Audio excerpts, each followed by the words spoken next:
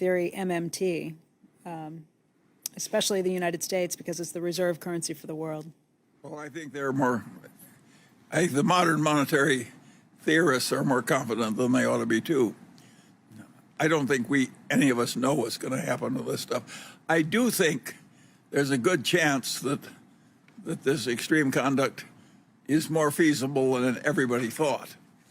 But I do know if you keep just doing it without any limit, it will end in disaster. If you can borrow money at a guaranteed low or even zero interest rate, is it still worthy of borrowing money for not that guaranteed cost from the insurance operation? It reduces the value of float by a substantial amount.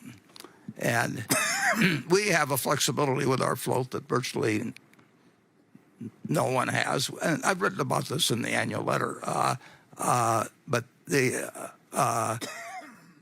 value of float has gone down dramatically because everything is off of interest rates. And when you get to negative interest rates, if a country can borrow at negative interest rates, you get into something that's kind of akin to the St. Petersburg paradox. And those of you who want to go to search, you can find some interesting things on it. But it becomes infinite.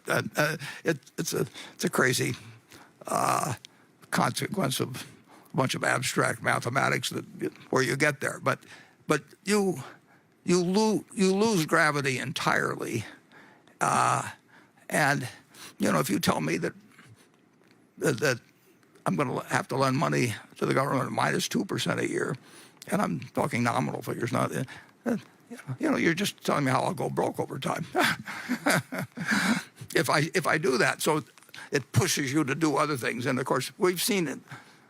Well, we saw the rest of the world do it in even more extreme fashion, but nobody, Paul Samuelson, brilliant man, nobody thought you could do this, and we don't really know what the consequences are. But we know there are consequences, obviously. What impact does the rise of so many new SPACs have on Berkshire's ability to find and close new acquisitions? Well, it's a killer. The SPACs generally have to spend their money in 2 years, as I understand it. So they have to buy a business in 2 years. If you put a gun to my head and said, you got to buy a big business in 2 years, I'd buy one, but it wouldn't be much of one. We look and look, and now there are, I don't know how many, whether it's hundreds, and there's always been the pressure from private equity funds. I mean, if you're running money for somebody else and you're getting paid a fee and you get the upside and you don't have the downside, you're going to buy something. And I could tell you about I had a call from a very famous figure many years ago that was involved in it, and I wanted to learn about reinsurance. And I said, well, I don't really think it's a very good business. And he said, yeah. He says, if I don't spend this money in 6 months, I've got to give it back to the investors. So it's a different equation that you have if you're working with other people's money, where you get the upside and you have to give it back to them if you don't do something. And frankly, we're not competitive with that. And that won't go on forever. But it's where the money is now, and Wall Street goes where the money is, and it does anything, basically that works. And SPACs have been working for a while, and you stick a famous name on it, you can sell almost anything. And it's an exaggerated version of what we've seen in kind of gambling done type market. In fact, I did have a quote from Cain.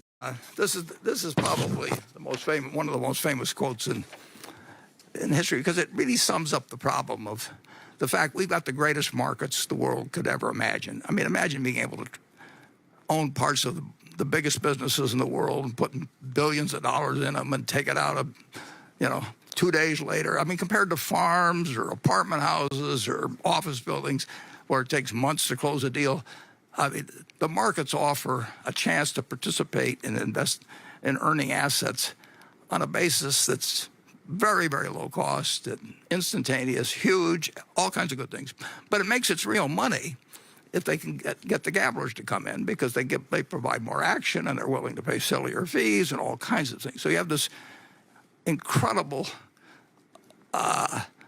huge asset to humanity, but it really makes its money when people are doing stupid things. I mean, that's where the money really is. And Keynes wrote this in 1936. It says 1939 on the slide, but he wrote it in 1936 in the General Theory that speculators may do no harm as bubbles on a steady stream of enterprise. But the position is serious when enterprise becomes the bubble on a whirlpool of speculation. When the capital development of a country becomes a byproduct of the activities of a casino, the job is likely to be ill done.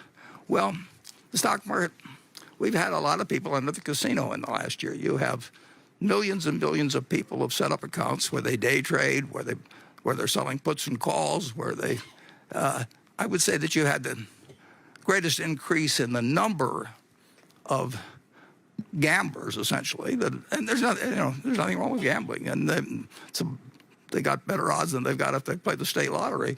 But they've had cash in their pocket, they've had action, and they actually have a lot of good results. And if they just bought stocks, they do fine and held them. But the gambling impulse is very strong in people worldwide, and occasionally it gets an enormous shove, and conditions lead to this place where more people are entering the casino than are leaving every day, and it creates its own reality for a while, and nobody tells you when the clock's going to strike 12 and it all turns to pumpkins and mice. But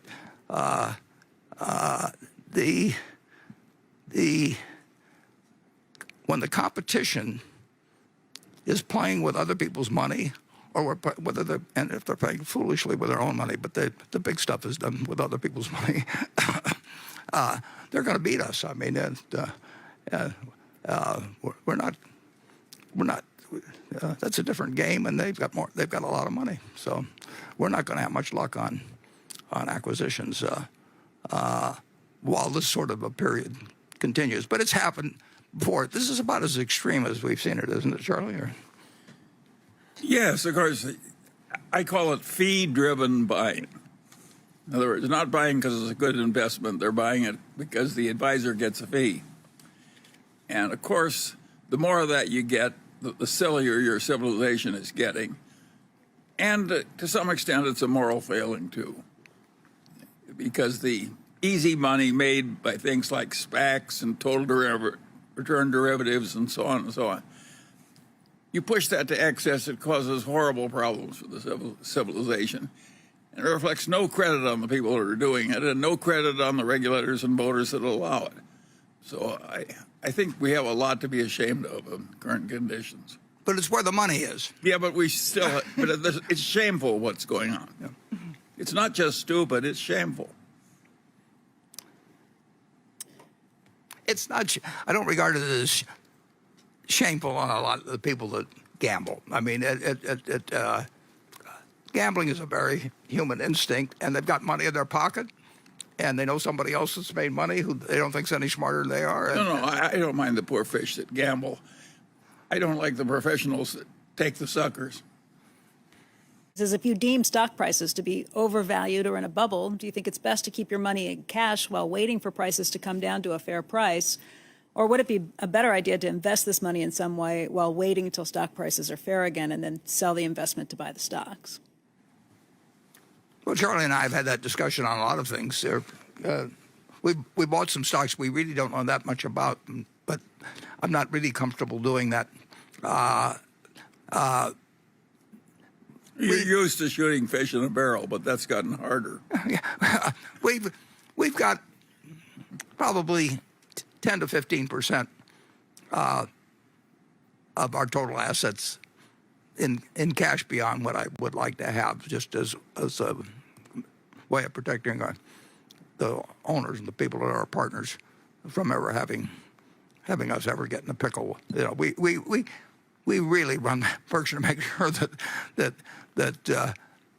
we don't want to lose other people's money who will stick with us for years. We can't help what somebody does that buys it today and sells it tomorrow. But we've got a real gene that pushes us in that direction. But we've got more than we've got probably 70 or 80 billion, something like that, maybe, that we'd love to put to work. But that's 10% of our assets roughly, and we probably won't get a chance to do it under these conditions. But conditions change very, very, very rapidly sometimes in markets, and we do have people that would like to join us, but the market option they have is just too great for them. And if they're publicly traded, I mean, they basically can't. They would have great difficulty, well, then making a deal with us because somebody else would come along with using other people's money.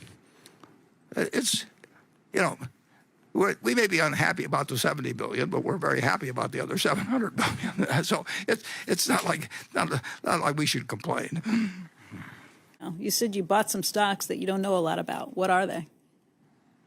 Well, I will not get into naming what stocks, and it may be that there's some there that I think I know about that I don't know about. But we have bought stocks where Charlie and I mean, we know the business generally, but we don't have any insights, and they are as a group. If I had to.